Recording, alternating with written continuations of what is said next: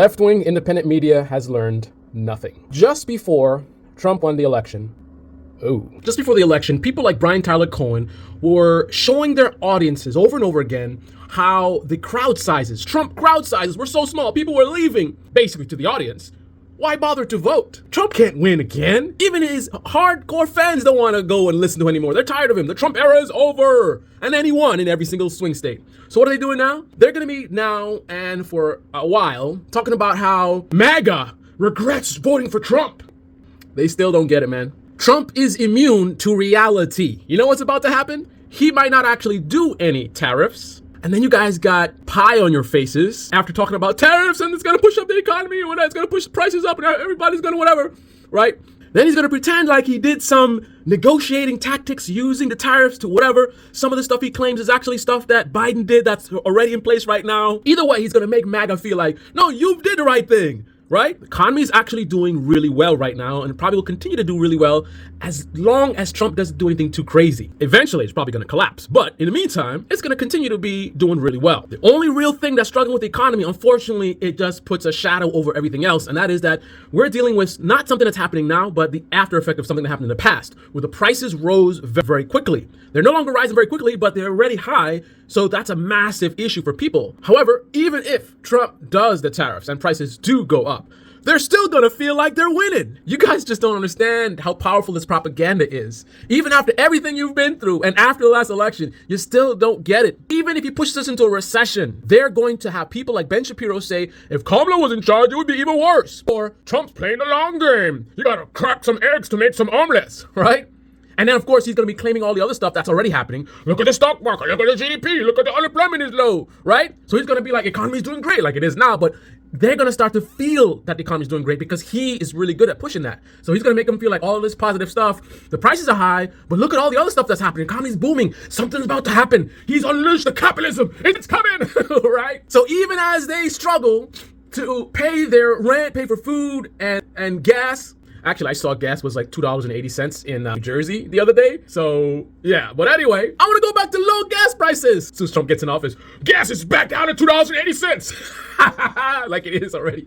Y'all in the left-wing media can keep on keeping on thinking that there's going to be a day of reckoning where the MAGA is going to be like, man, we really screwed up. No, man. Joke's on you. Trump is a master scam artist hustler. He knows what he's doing. He's got decades of experience. Yes, he is also a buffoon, right? There's some very wealthy people that aren't that sharp, and there's different ways how they got to be wealthy in the first place. But just because he is a bit of a buffoon doesn't mean he doesn't have any talents, right? He is a master hustler. He's been hustling for a long time, and he's made millions hustling people, playing with their emotions, right? And now he's got this mega propaganda machine behind him. He's got a dynamite combination that I don't think even a depression could really shut him down. You would think so.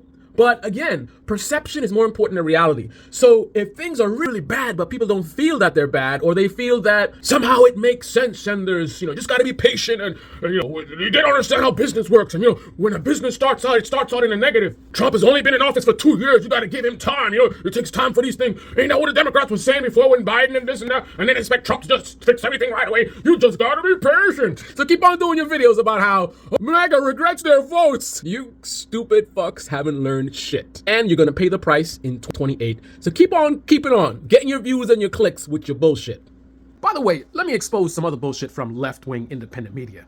When I say 28, you might lose again, I'm talking about us, we the people. We're the only ones that ever lose. So stop with your bullshit. Young Turks talk about the Democrats like to lose. How they lose? How they lose? Did somebody fire AOC? Did somebody fire the top Democrats?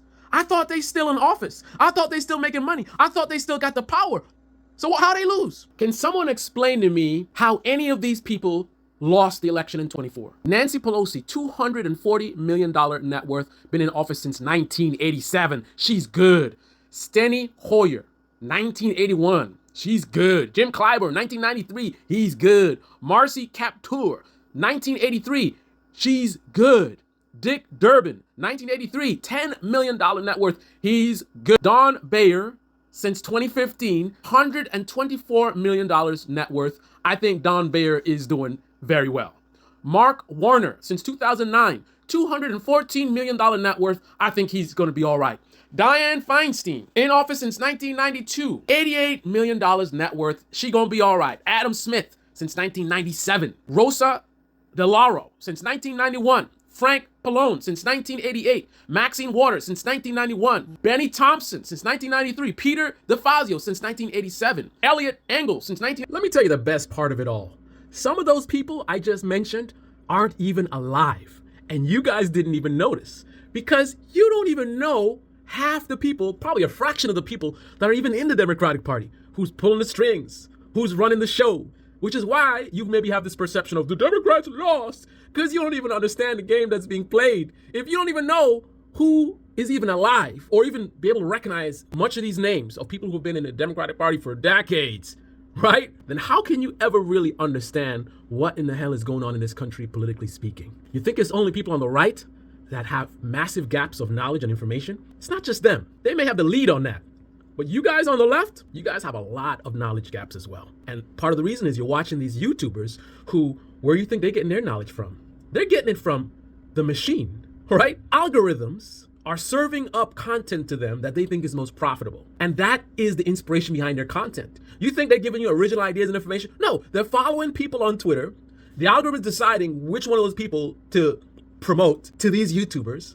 So these YouTubers can go and repeat back what they said on Twitter. Just that. Like I saw Kyle posted a video. He posted that image of what's in Project 2025, which I believe has a lot of incorrect information. Did he look into it himself? Or did he just find something on his Twitter feed and then go repeat it back to his audience? So some bullshit fucking liar right-wing media guy can go and say, hey, media, all they do is lie. Look at this. They're lying. 2028, America loses. Not us. I mean, not them. You think Democrats losing the White House is them losing? What in the hell has changed? The same corrupt Democrats that were making money and had power yesterday, they still got it now. They're going to have it in January. They're going to have it in February.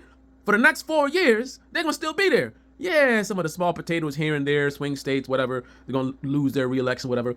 But think about that, man. These Democrats, the key Democrats, have been in office for decades. All the Republicans that have won the presidency and whatever. But these Democrats still in office for decades. They've been in office longer than most of you guys have been alive. So tell me, when have Democrats ever lost? Don't listen to bullshitters like the Young Turks. The Democrats did not lose in 24. America lost. It's always we the people that lose. The Democrats and Republicans never lose.